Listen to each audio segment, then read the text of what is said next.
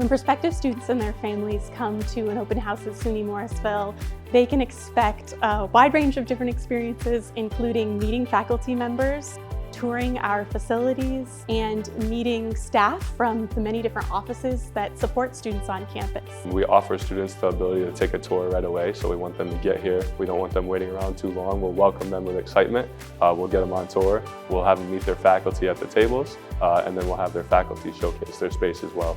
The entire family gets to see the culture of the campus, and they also get the opportunity to learn more about the clubs and all of the events that students will be participating in outside of the classes.